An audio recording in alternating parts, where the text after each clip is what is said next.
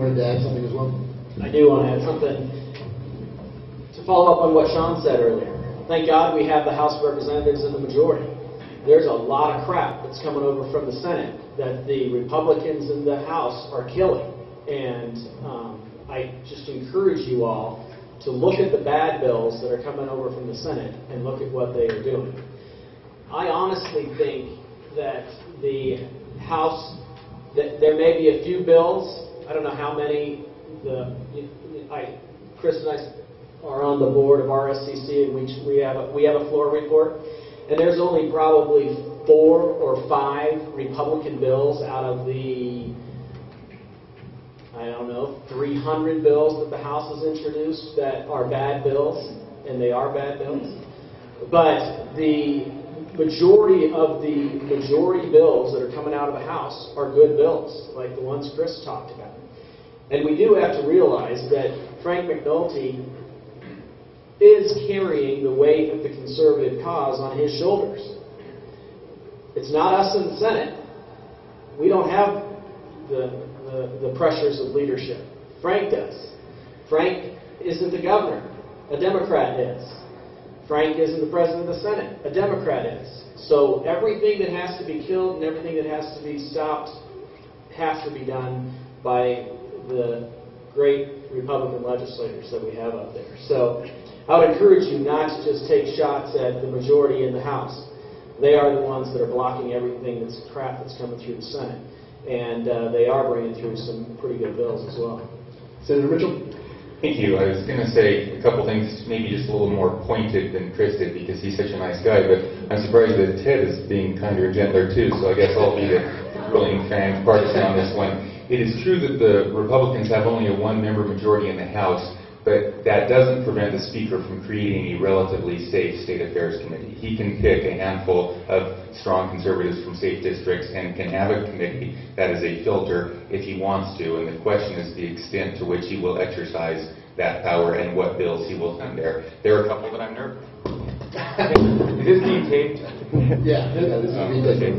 Well, if it wasn't being taped, I was just going to start yelling. There are a couple bills coming over that I'm a little bit nervous about what pressures will hit Frank and which direction he'll send. But and also to the point that mandatory caucus positions are unconstitutional or illegal. That's true, but that's not to say that leadership can't perfectly legitimately try and persuade votes, try and twist arms. That's just part of politics, and I'm watching the House with interest. Yes, it's true that Frank bears a unique pressure that we in the minority in the Senate don't have, but I hope that you're adding to that pressure so that he doesn't just go with the easy flow too often. Senator, let me ask you questions. I know you have to go, and we'll go to you first. Another major important issue that's going on at the legislature is redistricting. Can you tell us how that's going and how important that is and what perhaps we can do to influence it? Well, it's an interesting process. The legislature are the ones that draw the districts for the congressional seats. And so you see a bipartisan group of 6 members, 3 Republicans, 3 senators going around the state, taking input from 10 legislators, going around the state, taking input from citizens on their perspectives on what they want to see happen. I believe it's going to be interesting. I don't think much is going to change. The Constitution pretty much gives us some guidelines on what we have to do, and we have to stay within communities of interest. We have to be within county. Don't divide counties if you can keep from it. And so you're going to have Boulder be the center of 2. You're going to have Denver be the center of 1. You're going to have Colorado Springs be the center of 5, and you'll have the West Slope be one contiguous center of gravity, and you'll have the East Slope, Eastern Plains be one center of gravity. So you're going to be looking at the 6th Congressional, which has to get rid of 80,000 citizens out of that district because they've grown so much, mostly in Douglas County. And then you have the 7th Congressional District, which is a horseshoe around the Denver metropolitan area. It'll be interesting to see how they maneuver the districts to be able to, also Denver has to pick up, I think 40,000 people, 40 or 50,000 people. So where are they going to move the 6th Congressional District people and bring in people into the 1st Congressional District and still make the 7th Congressional District lean Democrat? I don't know how they do that.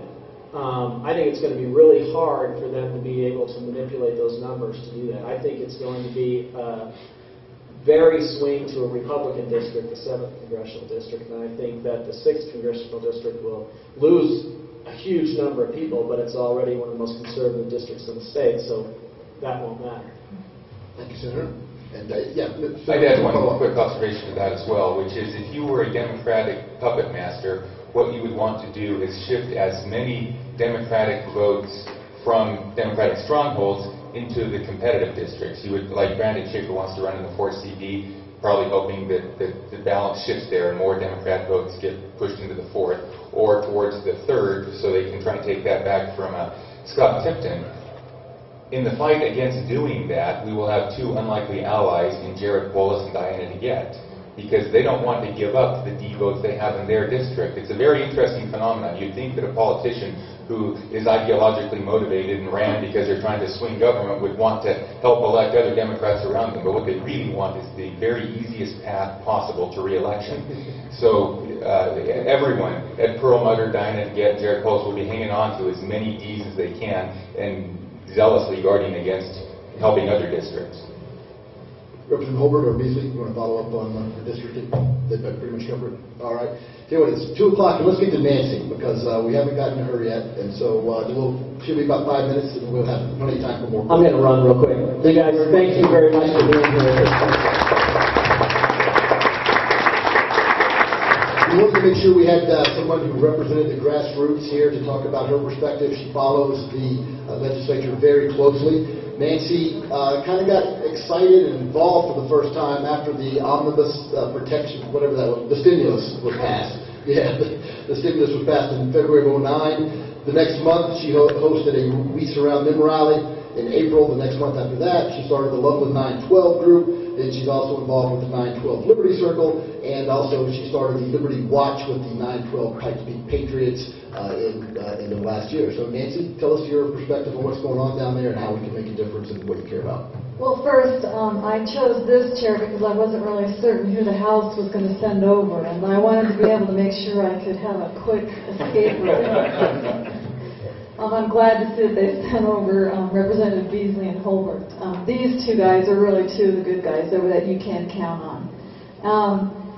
The idea with Liberty Watch is to really find a way for citizens to start holding our elected officials accountable, but not more than that, to also hold ourselves accountable.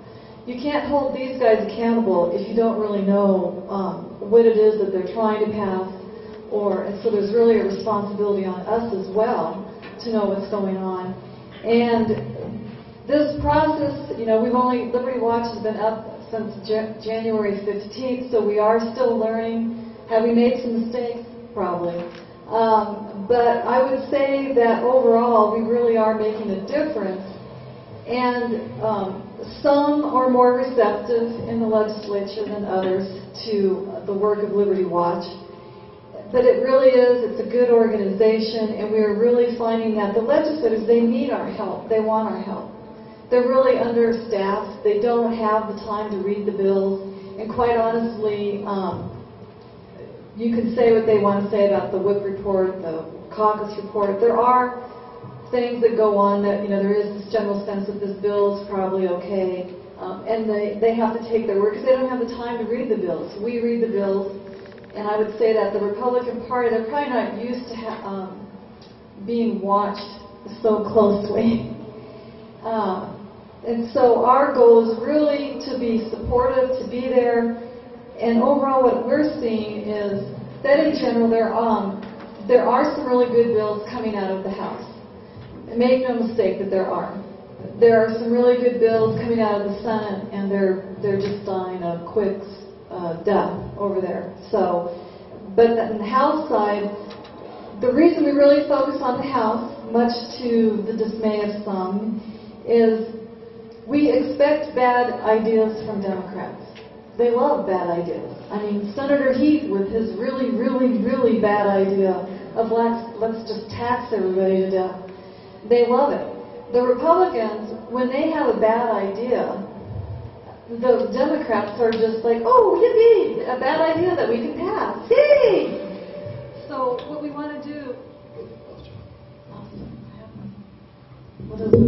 what we want to really do is, as much as we can, support the really good Republican legislation, and on the really egregious Democrat legislation like Senate Bill 126 and Senate Bill 168, stop them in the House, which more than likely they will be.